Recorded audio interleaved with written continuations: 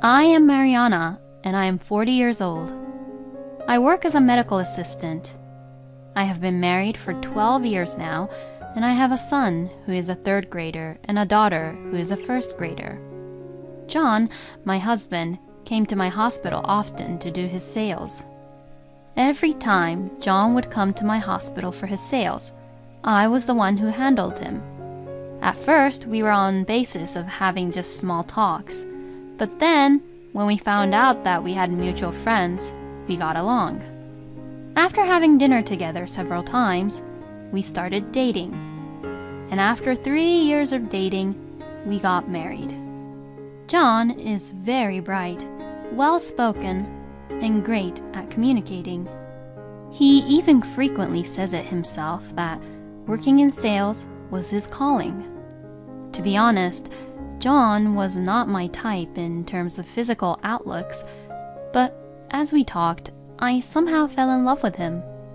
It has been 15 years since we met, but even after the kids are in bed asleep, I enjoyed talking with John so much that every time we talk, several hours just passes in a blink. Our 2 children, Patrick and Katie, have grown up very well, and perhaps because they are like my husband, they both talk a lot, so every day is very lively. I think we are a typical family. John is also very active with doing household chores. Tonight's dinner is steak. Do look forward to it. John sometimes declares to us in the morning what he will be cooking for dinner. And when he does, Patrick and Katie will willingly go to school with great joy. John wasn't a cook from the beginning. He could not cook at all when we first met. But before I knew it, his cooking repertoire had grown and I was amazed. The reason why my husband is cooking dinner is because I am not able to be home much. My mother is in the hospital and I visit her every day after work. At first, I would come home early to prepare dinner, but one day John said, "I'll cook dinner and leave the kids to me. Don't worry about the family. I'll take care, so you go visit and stay with your mother." I was so happy that I cried to hear his kind words. From that day, I would try and finish preparing breakfast and do much household chores I can before work and seeing the children off to school and leave for work. My husband would come back home from work and prepare dinner and took care of the children and watch over their homework in the evening. My mother has had a chronic illness for a long time and has been repeatedly in and out of the hospital for the past 3 years. She has not been doing so well lately, and she has been in the hospital for a long time now. To be honest, I don't know what will happen in the near future, so I go visit and see her every day to calm myself down from my anxieties. I lost my father in an accident when I was very young. Since I was an only child, I have only lived with my mother till marrying John. My mother was a very smart person and worked in the same medical office as me, but she started investing in stocks with the inheritance of my father and was earning quite a bit of extra income. My mother bought an apartment when I was going to elementary school. It was a large apartment, more than enough for 2 people, in a fairly convenient location, and probably expensive when I think about it now. Thanks to my mother, I was able to attend private high school and private college, and she raised me without any troubles or any inconvenience. When my mother was temporarily discharged from the hospital, I repeatedly told her that I wanted to live with her, but she shook her head no, perhaps out of concern for us.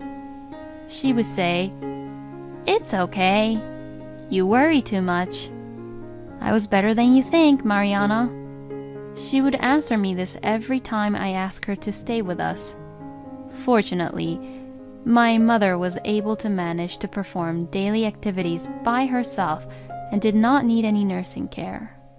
However, I was still anxious about it and went to see her every day, even while she was discharged from the hospital. Since I have to work, I can only visit her at night on weekdays, so I have my aunt visit my mother during the day. My aunt, Michelle, is single and has been running a small restaurant since before I was born.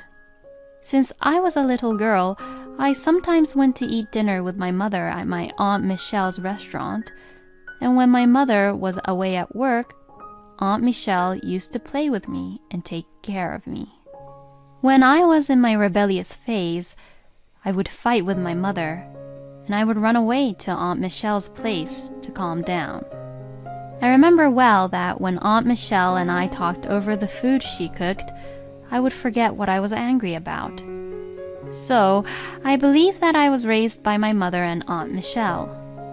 All the food is delicious, and some of her regular customers have been coming here since I was a little girl. Even after I got married, my family often went to eat at Aunt Michelle's restaurant. Then one day, I went to visit my mother until just before visiting hours and returned home. It was quite late, but I found my mother-in-law was still at our place. The children were still awake, and the four of them were relaxing in the living room. "Oh my, Mariana, welcome back. Were you visiting your mother at the hospital again today? You must be weary for having such a long day. My parents-in-law's house is about a 5-minute drive from ours. My mother-in-law, Rachel, doesn't bully me nor pick on me, but she has a stubborn streak, which makes it harder for me to get along with her. Once she says something, she has to get things done in her way and be stubborn about it. When Rachel comes to our house like this, it is usually when she wants money. My father-in-law, Craig, still has a job and working very hard, and we're not wealthy by any means. For the past few years, Rachel has asked me to send her $500 every month as living expenses, but for the past few months, she often comes to our house to ask for additional money when she says she is in need. Today, Rachel says she came to see her grandchildren, but I think she probably wants the money. After making sure the kids are in bed asleep, Rachel said, "I'm sorry, I'm short of money again this month. Can you just give me a little more?" "Again? This month? We have been giving you money for living expenses every month now. My father is still working, so what the hell are you spending all that money on?" "Don't be so angry. I'm getting old and I have to pay for the hospital." "You're telling me not to go to the hospital? Your father's salary is going down because of the recession." John would nag her every time she asks for money, but Rachel would never back down. I have seen this exchange many times, but my mother-in-law makes some excuse and will never leave until we give her the money. I calmed my angry husband down and gave Rachel $200 that I had just found in my wallet. After giving her the money, my husband left to take bath, so I went to walk Rachel to the door, and she said, "Thank you, Mariana. You're always so supportive. By the way, how is your mother?" she asked curiously. It was the first time ever Rachel had asked me about my mother. I wondered why she would ask me such a question when she hardly ever visited her before, but I replied, "Well, I guess she is still the same. The doctors have told me that this hospital stay is going to be a long one," I answered. Then my mother-in-law said, "Oh, I see. What will happen to your inheritance?" she asked bluntly. I was surprised at her sudden question, so I questioned her back. "What? Inheritance? What do you mean?" "Well, I was just wondering if you already had those conversations with your mother. I believe that your mother has a sister, right? I think you should talk to your mother about this matter now before it's too late." After your mother passes away, you wouldn't want to have any trouble with your aunt about the inheritance, would you?" Rachel's words made me angry and irritated, so I told her, "Don't worry, my aunt and I don't have that kind of relationship that would cause trouble." I replied simply. A few weeks later, John, who had taken the children to his parents' house for the holiday, he came home in a panic. "Mariana, my mother bought a mansion near your work." Near my workplace, a mansion was under construction. Since we lived in the countryside, the mansion was very conspicuous. Whenever we passed by the mansion construction site, my husband and I often wondered who would live in such a place. "What? Where would she get that kind of money?" I asked him in surprise. "I have no idea. I questioned her a lot, but she never answered. Maybe she's relying on my father's retirement money." John said this as he wondered. If Rachel doesn't have enough money to pay for the mansion, does this mean that we do not need to give her any money for her living expenses anymore? "That's right. It won't make any sense because if she can afford living in that mansion, she should have enough money for her living expense." We were very angry and irritated because we had been giving Rachel money thinking that she was in need. If Rachel has enough money to pay for the mansion, it would be a lie to say that she doesn't have enough money for living expenses. John and I decided that we will definitely stop giving her money no matter what she says in the future. Supposedly, her mortgage and deposit on the mansion has been approved, and the mansion will be completed in 6 months. Rachel told John that she was very excited about living in a mansion in her old age. 1 month after we had this conversation, my mother has passed away. I was quite shocked because she looked well and healthy when I went to visit her the day before. It was a blessing in disguise that I received a call while I was at work that my mother was in critical condition. So I was able to leave work early and was able to rush to the hospital to take care of her in her final hours. She may have been waiting for me to come. She passed away soon after I arrived. Maybe she was waiting for you, Mariana. Aunt Michelle, who arrived earlier, told me this while I broke down and cried on the spot. There was more to do at the wake and funeral than I had expected, and I had not much time to grieve. After seeing my mother off safely and returning home, I lost my strength and broke down in tears, and my children comforted me. After the funeral, I spent the rest of the day being very busy cleaning up my mother's house. As I was cleaning up with Aunt Michelle, I found many things with memories, and by remembering them, I couldn't stop crying again. While I was being busy cleaning up, John helped me with the household chores and took care of the children for me. Since he was very busy at work too, I can't thank him enough and be grateful of him. The children were very sweet with me and cared for my feelings. Patrick tried his best to tell me funny stories from school to make me laugh, and Katie showed me that she got an A+ on her test to make me happy. I cried a lot after my mother passed away, but John, Patrick, Kate, and Aunt Michelle took good care of me and supported me.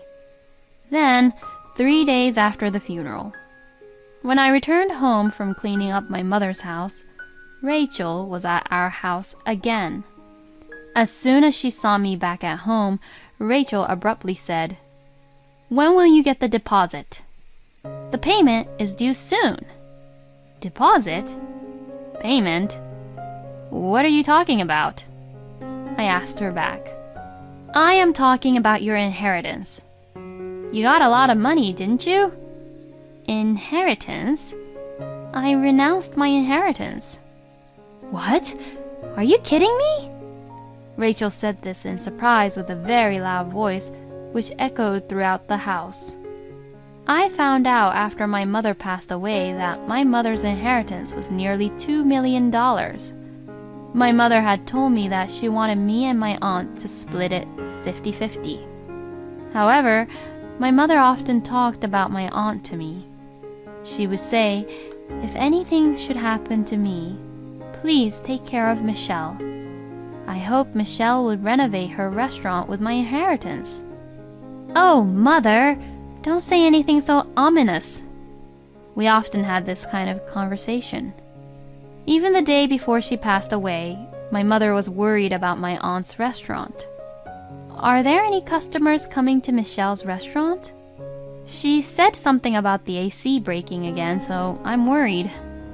Aunt Michelle's restaurant was built before I was born, so it was quite old, and my mother offered her many times that she would renovate the restaurant for her, but Aunt Michelle would always refuse the offer. She said she feels bad about spending my mother's money and also didn't want to take a break from running the restaurant while it was being renovated. Aunt Michelle has managed to run the restaurant, but recently the building has been deteriorating and there are many places that need to be repaired, which is costing her a lot of money. Aunt Michelle once told me that although her regulars have been coming to her restaurant for many years, she has a hard time attracting new customers, probably because of the outlook of the restaurant.